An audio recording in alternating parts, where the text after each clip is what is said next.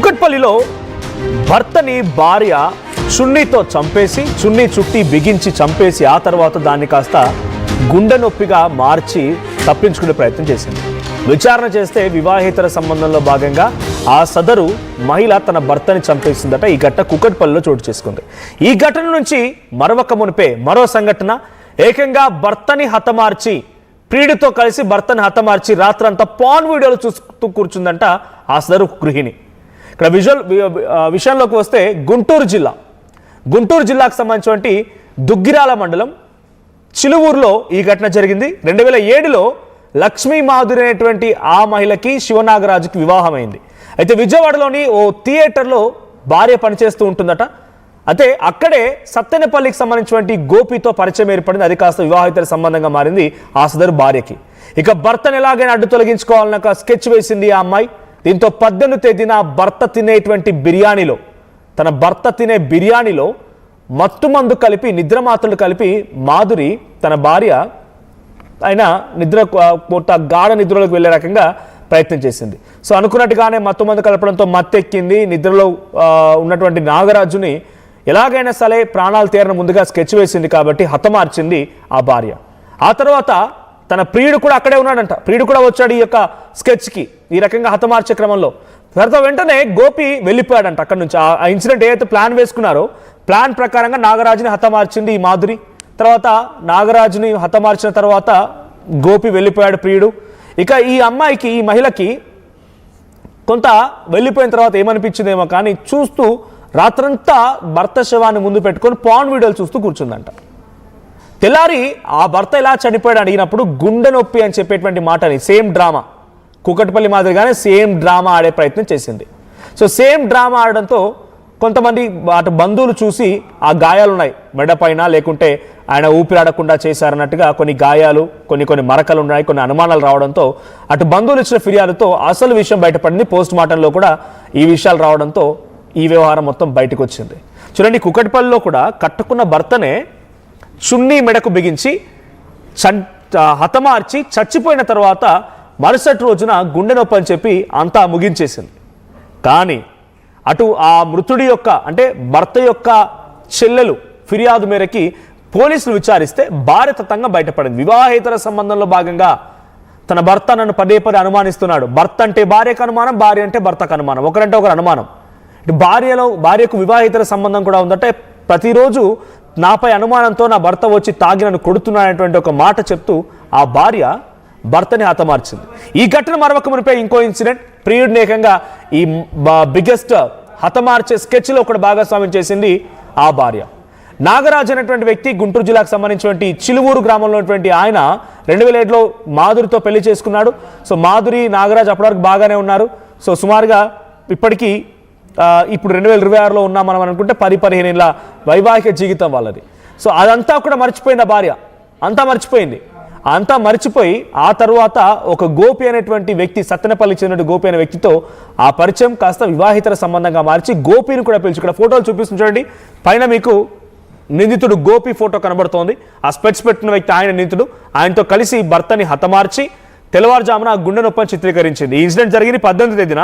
చాలా ఆలస్యంగా వెలుగులోకి వచ్చింది ఘటన. సో బంధువులు కొంత ఆయన ఒంటిపైన, అటు మృతుడు నాగరాజు ఒంటిపైన గాయాలను చూసి ఫిర్యాదు చేస్తే అసలు విషయం బయటపడింది. పోస్ట్ మార్టంలో కూడా బలవంతంగా ఆయన హతమార్చారు, తినే తిండిలో మత్తు పదార్థాలు కలిపారు రకంగా పోస్ట్ మార్టంలో తేలిందంట. చూడండి ఎటువంటి విధంగా తయారవుతున్నారు. వివాహేతర సంబంధాలు ఎంతటి దారుణమైన పరిస్థితికి కారణమవుతున్నాయో. వీటన్నిటికీ ప్రధానమైన కారణం ఒకే ఒక అంశం, డెఫినెట్గా మీరు అవునన్నా కాదన్నా సోషల్ మీడియానే. స్మార్ట్ ఫోన్లు, సోషల్ మీడియా కారణంగా ఇటువైపు నుంచి ఓ పిచ్చి రీల్స్ అనో లేకపోతే అందమైన ఫోటోలనో షేర్ చేసి అటువైపు ఎవడైనా గాలం వేశాడంటే ఆ మగవాడి మాయ మాటలకు అమ్మాయిలు పడిపోవడమో లేకుంటే అమ్మాయి వేసేటువంటి వలకు అబ్బాయి చిక్కడమో ఏదో ఒకటి జరుగుతోంది. దీని కారణంగా ఇంకెవరో బలవుతున్నారు. ఎక్కడో స్టార్ట్ అయినటువంటి ఈ సిచ్యువేషన్ కాస్త చివరాకరణ వాళ్ళ కుటుంబంలో ఒకరిని చిదిమేసుకునే వరకు వెళ్తోంది. దీనికి సంబంధించి మరిన్ని అప్డేట్స్ ప్రతినిధి సాయి అందిస్తారు. సాయి, చేయండి. ఇక్కడ గుంటూరు జిల్లాకు సంబంధించినటువంటి చిలువలూరు గ్రామంలో ఉన్నటువంటి ఆ సదరు మహిళ ఒక ప్రియుడు కోసం కట్టుకున్న భర్తని సుమారుగా 20 ఏళ్ల పాటుగా తనతో పాటు సంసారం చేసినటువంటి భర్తని హతమార్చాలనుకుంది. ఇందుకే ఏం చేశారు? మత్తు పదార్థాలు ఇచ్చిన తర్వాత ఒంటిపై గాయాలున్నాయంటే కత్తితో పోట్లున్నాయా లేకపోతే చున్నీతో నులుమారా, ఏం జరిగింది? పోలీసులు ఏం చెప్తున్నారు తర్వాత? అంటే స్నేహితులు శివనాగరాజు మృతుడు ఎవరైతే ఉన్నారో అతనికి సంబంధించినటువంటి స్నేహితులు ఈ అంత్యక్రియలు జరిగేటటువంటి కరెక్ట్ గా ఒక అరగంటలో అంత్యక్రియలు జరుగుతాయనగా వాళ్ళు అక్కడికి రావడం జరిగింది. అలాగే భార్య పైన అప్పటికే అనుమానం ఉండడం, అది వివాహేతర సంబంధం పెట్టుకుంది అనేటటువంటి ఒకే ఒక్క ఉద్దేశంతో వాళ్ళు ఆ మృతదేహాన్ని పరిశీలించినట్లు కూడా స్థానికులు చెప్తున్నారు. ఆ పరిశీలించినటువంటి సమయంలో చనిపోయినటువంటి నాగరాజు చెవి నుంచి రక్తం రావడాన్ని వాళ్ళు గమనించారు. వెంటనే వాళ్ళు వైద్యుల్ని అప్రమత్తం చేసి పోలీసులకు కూడా అక్కడ వాళ్ళు ఫిర్యాదు చేయడంతో పోలీసులు మృతదేహాన్ని పోస్ట్ మార్టం పంపించగానే పోస్ట్ మార్టంలో అందరూ కూడా నిద్రపోయేటటువంటి అంశాలు బయటకు రావడం జరిగింది. ఎవరైతే చనిపోయినటువంటి శివనాగరాజుకు సంబంధించి ఎముకలు విరిగిపోవటాన్ని వాళ్ళు గుర్తించడం జరిగింది. ఎందుకంటే సాధారణంగా హార్ట్ అటాక్ తో చనిపోతే ఛాతీ దగ్గర ఉన్నటువంటి ఎముకలు ఏమి విరిగిపోయేటటువంటి పరిస్థితి ఉండదు. కాబట్టి వాళ్ళు అనుమానాస్పదమైనటువంటి మృతిగా కేసు నమోదు చేయాలనే విధంగా పోలీసులకు చెప్పడం జరిగింది. దాంతో పాటు ఊపిరి ఆడకపోవడం వల్ల చనిపోయినట్లు కూడా ప్రాథమికంగా నిర్ధారించారు. ఈ రెండు అంశాలని ప్రాథమికంగా తీసుకుని ఎస్ఐ వెంకట్ ఎవరైతే మాధురి భార్యని క్లియర్ గా విచారించడంతో జరిగినటువంటి సంఘటన అంతా కూడా చెప్పడం జరిగింది. తన ప్రియుడైనటువంటి గోపికి తాను దగ్గర కాలేకపోతున్నాను అనేటటువంటి అంశంలో భాగంగానే భర్తను హతమార్చినట్లు కూడా క్లియర్ గా చెప్పడం జరిగింది. 18వ తారీఖు రాత్రి సమయంలో 11 గంటల సమయంలో ఇదంతా కూడా జరగడం, మిడ్ నైట్ అతన్ని చంపివేయడం జరిగినట్లు కూడా పూర్తిగా ప్రాథమిక విచారణలో మాధురి ఒప్పుకున్నట్లు కూడా పోలీసులు అయితే ప్రస్తుతం చెప్తున్నారు. ఏదైనా కూడా ఈ సంఘటన అంతా కూడా ప్రస్తుతం దుగ్గిరాల మండలం అంతా కూడా ఒకసారిగా అందరూ కూడా నివ్వెరపోయినటువంటి పరిస్థితి. ఎందుకంటే సాధారణంగా చనిపోయాడు అనుకున్నా ఇంత దారుణానికి ఒడిగట్టినటువంటి పరిస్థితులు ఉన్నాయనే విధంగా కూడా వాళ్ళంతా చెప్తున్నారు. ఏదైనా ఇదంతా కూడా వివాహేతర సంబంధం పెట్టుకోవటం, భర్త చేసేటటువంటి ఉల్లిపాయల వ్యాపారం ఏదైతే ఉందో అది తనకు నచ్చకపోవటం, అధికంగా సంపాదించాలనేటటువంటి ఆశ కొద్దీ భర్తని కార్ ట్రావెల్స్ కి పంపించినటువంటి నేపథ్యంలో అతను అక్కడ సరిగ్గా చేయకుండా ఇక్కడికి వచ్చినటువంటి నేపథ్యంలోనే ఇదంతా కూడా ఘాతుకానికి పాల్పడ్డట్లు కూడా తెలుస్తుంది.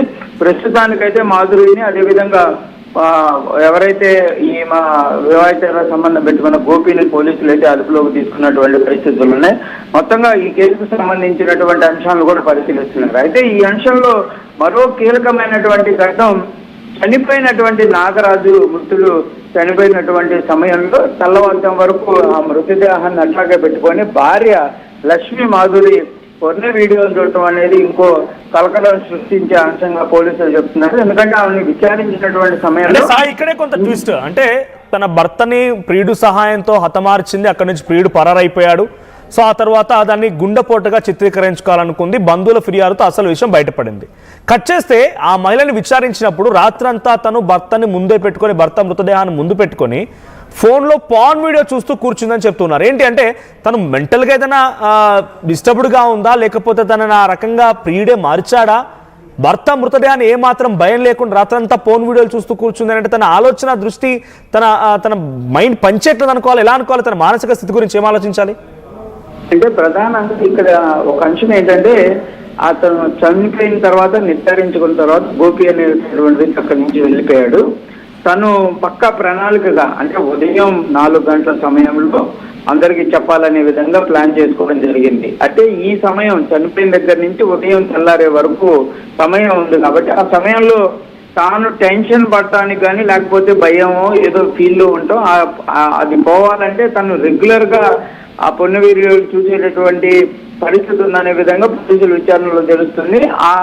వాటి అలవాటుతోనే ఆమె రాత్రి మొత్తం కూడా భర్త శవం అక్కడే ఉండగా ఆ పొన్న వీడియోలు చూస్తూ కూర్చున్నటువంటి సంఘటన కూడా పోలీసుల విచారణలో తెలిసింది.